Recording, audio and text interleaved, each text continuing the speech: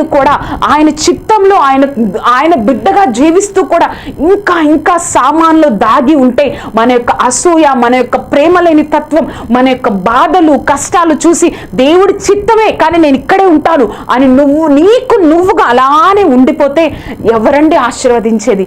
ఆయన చిత్తంలో నువ్వు ఉన్నావని నీకు తెలుసు, ఆయన బిడ్డవని నువ్వు తెలుసు, ఇంకా ఇంకా సామాన్లు దాగిపోతే నీకు ఆశీర్వాదం వస్తుందా? ఒక్కసారి ఆలోచించండి. దేవుడు నా కోసం పని చేస్తున్నారు, నాకు ఇన్ని ఆశీర్వాదాలు, ఇన్ని యొక్క వాగ్దానాలు దేవుడు నాకు దయచేశాడు, నేను ధైర్యంగా ముందుకెళ్ళాలి, నా దేవుడు నన్ను నడిపిస్తాడు అన్న ధైర్యంతో నీవు ముందుకెళ్తే దేవుడు తప్పకుండా ఏ విధంగా అయితే తనని హెచ్చించాడో, సామాన్లో ఉన్న వ్యక్తిని తీసుకొచ్చి ఏ విధంగా అయితే హెచ్చించాడో దేవుడు నిన్ను కూడా అంత గొప్పగా హెచ్చిస్తాడు. ఆయన పని చేస్తున్నారని నమ్మి ధైర్యంగా ముందుకెళ్ళాలండి కదా అండి. ధైర్యం తెచ్చుకోండి. దేవుడికి మన జీవితాలు ఒక ప్రశ్న కాదు.